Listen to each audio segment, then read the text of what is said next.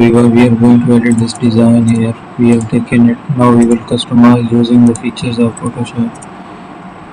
I will take different designs. So let's explore the option where I will find a shape in this way. Use an eraser tool. So there we have it.